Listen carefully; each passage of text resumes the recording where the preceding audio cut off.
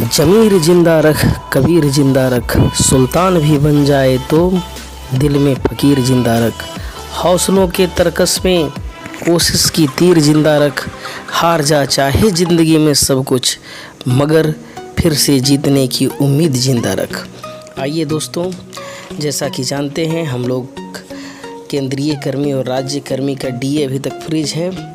तो सरकार के द्वारा जारी समाचार के अनुसार ऐसा लगता है कि 2021 में केंद्रीय कर्मियों के भाग्य खुलने वाले हैं और उन्हें छप्पर फाड़ के रकम मिलने वाली है जो 18 महीनों से बंद है।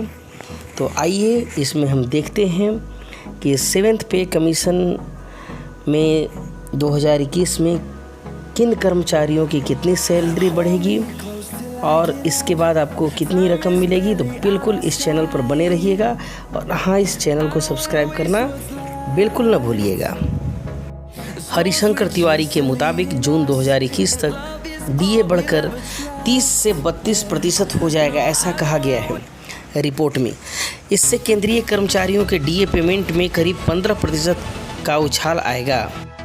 केंद्र सरकार इसे हर 6 महीने में रिवाइज करती है।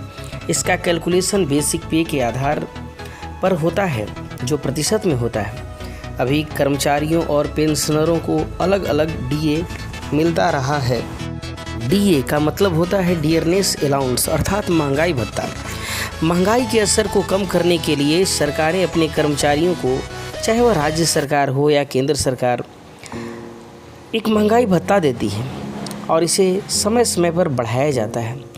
इसका लाभ रिटायर कर्मचारियों को भी दिया जाता है। डीए जो होता है वह वेतन का ही एक हिस्सा है जो किसी कर्मचारी को उसके मूल वेतन का एक निश्चित प्रतिशत होता है, लेकिन अभी यह राजनीतिक दांव पेचों का शिकार बन गया है।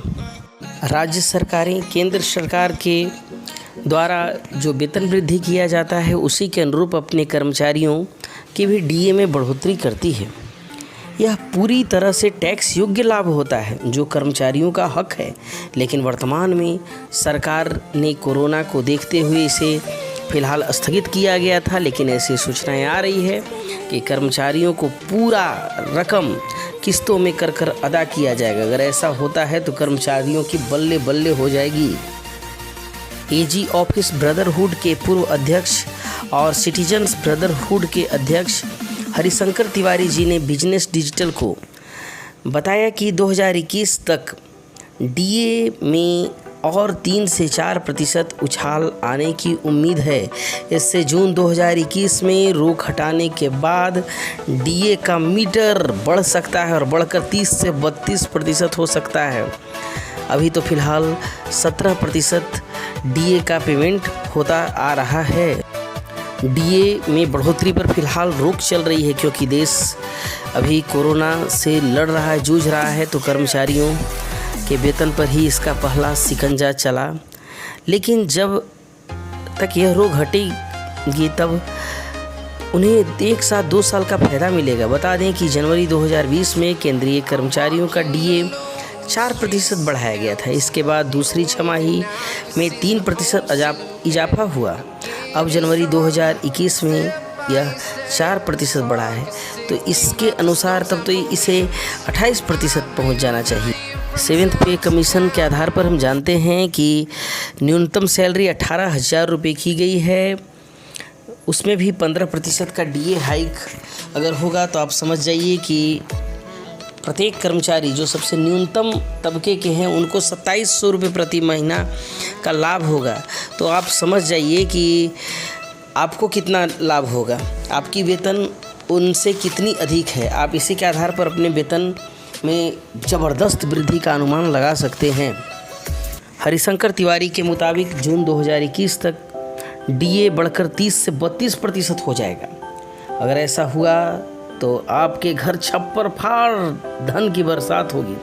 इससे केंद्रीय कर्मचारियों के डीए पेमेंट में करीब 15% का उछाल आ जाएगा। केंद्र सरकार इसे हर 6 महीने में रिवाइज करती है। इसका कैलकुलेशन बेसिक पे को आधार मानकर प्रतिशत में किया जाता है। अभी कर्मचारियों और पेंशनरों को अलग अलग डीए मिल रहा है। अगर ऐसा हुआ तो केंद्र सरकार के जितने भी शहरी, अर्ध शहरी, ग्रामीण इलाकों में कर्मचारी कार्यरत हैं तो उन्हें 1.5 करोड़ कर्मचारी कार्यरत है, सभी को फ़ायदा होगा। और फिर जो राज्य सरकार के कर्मचारी हैं बस केंद्र के अनुरूप ही वेतन पाएंगे और उनके वेतन में ज़बरदस्त इजाफा होने की उम्मीद है।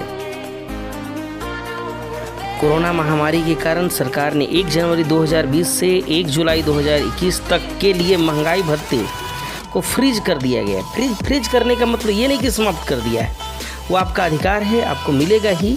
साथ ही पेंशनरों की महंगाई राहत की रकम भी 1 जुलाई 2021 तक नहीं बढ़ेगी। इस फैसले से सरकार को फाइनेंशियल ईयर 2021-22 में कुल 3700 करोड़ रुपए की बचत होगी, जिससे कि कोरोना पीड़ित जो हैं उनको सहायता मिलेगी। लेकिन केंद्र सरकार के आदेश में साफ है कि 1 जनवरी 2020 से 30 जून 2021 तक कोई भी एरियर नहीं मिलेगा। 2021 जो जुलाई में डीए और डीआर जो को लेकर जो भी फैसला होगा और जिसे एक एक कर लागू किया जा सकता है, तो इस पर ध्यान बनाए रखिए। केंद्र सरकार का आदेश आने के बाद राज्यों ने भी अपने यहाँ जो भी कर्मचारी थे उनके डीए को फ्रीज कर दिया। हरिशंकर तिवारी ने बताया कि पहले भी आपात स्थिति में महंगाई भत्ता रोका गया है।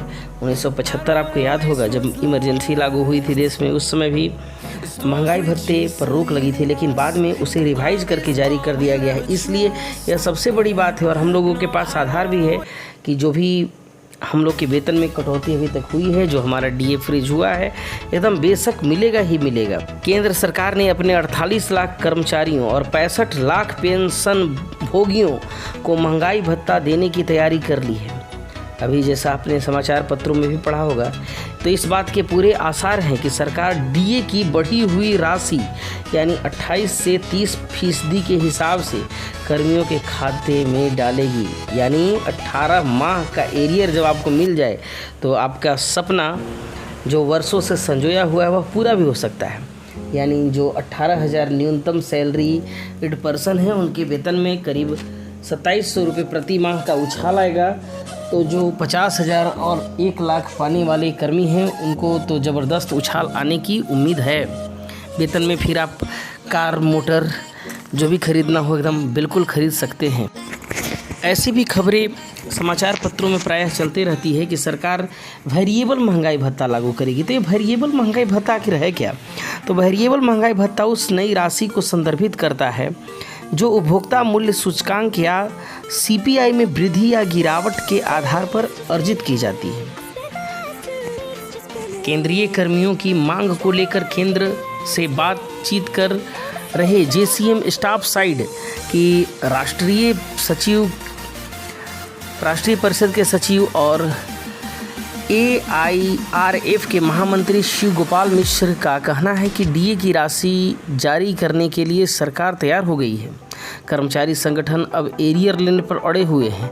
यानी कर्मचारी संगठनों का कहना है कि जब तक हमें एरियर नहीं मिलेगा तो हम अपनी मांगों को बुलंद करते रहेंगे, क्योंकि यह हमारा मूल अधिकार है जिसे कोई भी सरकार या शासन रोक नहीं सकता है। आपने देखा होगा कि केंद्रीय वित्त राज्य मंत्री अनुराग सिंह ठाकुर ने राज्यसभा में एक लिखित जवाब में बताया था कि मार्च महीने के वेतन के साथ सभी केंद्रीय कर्मियों और पेंशन धारकों को बढ़ी हुई दर से महंगाई भत्ता मिलेगा, लेकिन अब तक यह हो नहीं पाया है। जब तक यह राशि जारी होती, देश में कोरोना के चलते लॉकडाउन पुनः लग गया। इसके चलते वित्त मंत्रालय ने जून 2021 तक बढ़े हुए डीआरए पर रोक लगा दी थी। अब उम्मीद है कि यह बहुत जल्द बढ़ने वाली है। आपको बता दें कि वर्ष 2020 के शुरू में केंद्रीय कैबिनेट ने महंगाई भत्ता 4% बढ़ाने को मंजूरी दे भी दी थी। यानी कर्मचारियों का महंगाई भत्ता 17 से 21% बस होने वाला था, लेकिन अचानक यह कोरोना आ गया और कोरोना ने पूरे देश के साथ साथ कर्मचारियों के वेतन पर भी लगाम लगा दिया। अब इससे तो कर्मचारी चिंतित हैं ही, क्योंकि उनके खर्च में इजाफा हो रहा है, लेकिन उनके महंगाई भत्ता जो उनका अधिकार है उसमें तनिक भी वृद्धि नहीं हो रही है। अब सरकार को इस पर जल्द ही अमल करना होगा।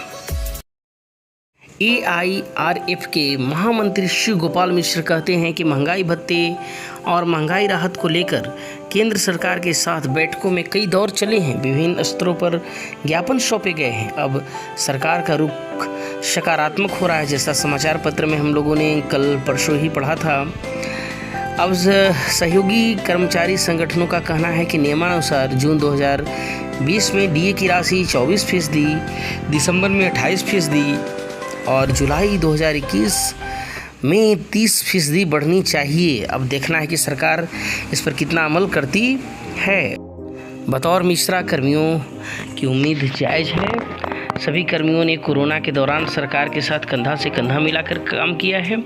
अब 30% की बढ़ी हुई दर से DA का तो हक बिल्कुल बनता है। इस सप्ताह या उसके बाद केंद्र सरकार के साथ महत्वपूर्ण बैठकें होने जा रही है। इसमें वित्त मंत्रालय और कर्मचारी संगठन के प्रतिनिधि मौजूद रहेंगे। सरकार ने इतना भरोसा दिया है कि सभी कर्मियों को DA जरूर मिलेगा। अब लड़ाई केवल एरियर की है। अब देखते हैं कि एरियर 18 महीने। इस प्रकार अभी सरकारी कर्मियों ने कोरोना काल में सरकार के कंधे से कंधा मिलाकर काम किया है, अपने जान और जीवन को जोखिम में भी डाला है। उम्मीद है कि सरकार सभी कर्मचारियों का जो भत्ता है वह 30% ज़रूर देगी और साथ ही साथ एरियर भी प्रदान करेगी। तो यह वीडियो आपको कैसा लगा? इस वीडियो को लाइक, कमेंट और शेयर करना न भूलेंगे और इसी तरह की वीडियो पाने के लिए आप देखते रहिए अर्पण सर।